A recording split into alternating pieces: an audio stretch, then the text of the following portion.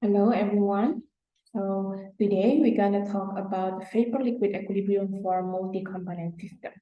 I'm Winny Wulandari and let's start the course. Right.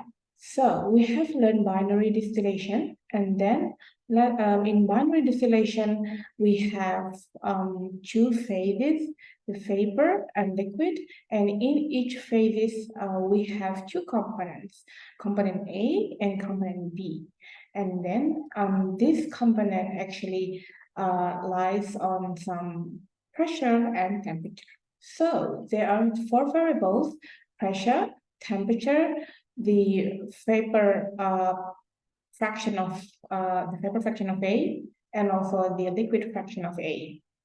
If we consider a constant pressure, then we can make a TXY diagram because the temperature would be a function of fraction of A in a liquid and also in a vapor.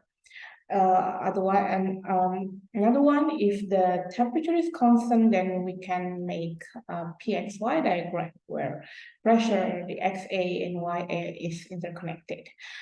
So then after that, we can do calculation with XY diagram, and then we can find the equilibrium, we can find the operating line based on the parameters that we have. Then the binary mixtures can be visualized, of course, for thermodynamic process.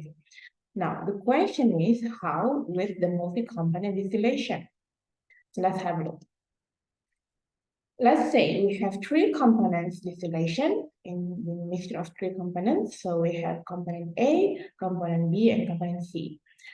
So at some pressure and temperature. So there are 6 variables included, which is the pressure, of course, temperature, the fraction in a vapor for A and also for B, because for C is actual to 1 minus A and B, 1 minus fraction in a vapor for A and B, and then also XA and XB.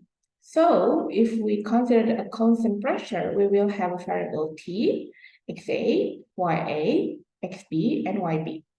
And if we consider a T constant, which is constant temperature, then we can have the variable which is pressure, XA, YA, XB, and YB. So because we have 5 variables here, the visualization with diagram is difficult. Therefore, for mixture for 4, 5, or more components, we cannot visualize them with a diagram, then we need to state them with some equation. So let's have a look.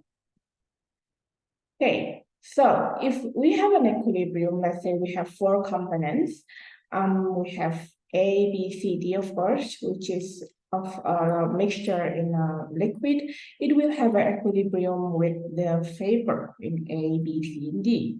So XA would be in equilibrium with YA, XB would be in equilibrium with YB, and so on. And then we note there is a K value. This K value is called, the K value is actually the ratio of the mole fraction of that component in the vapor divided by the mole fraction in of the component in the liquid. For example, Ka equal to Ya over Xa at certain condition at the P or T delta. KB also the same, YB divided by XB, KC equal to the ratio of the component C in the vapor divided by the ratio in the liquid.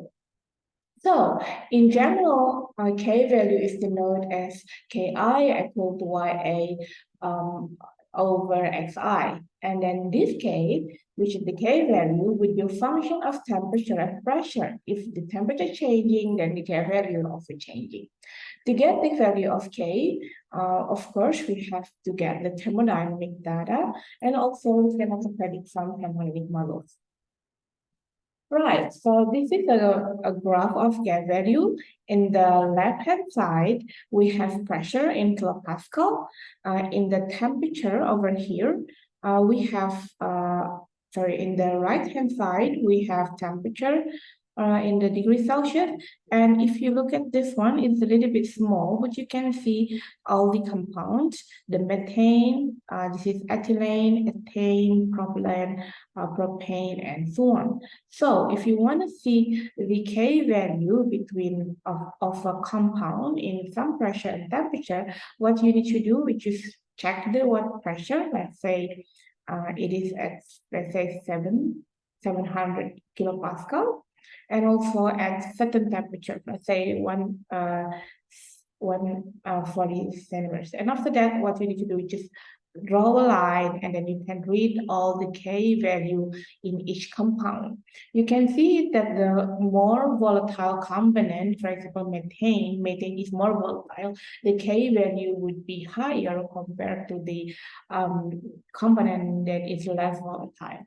So the more the volatile of the component, the K value is also increasing. That means the component has tendency to be in the vapor phase compared to in the liquid phase.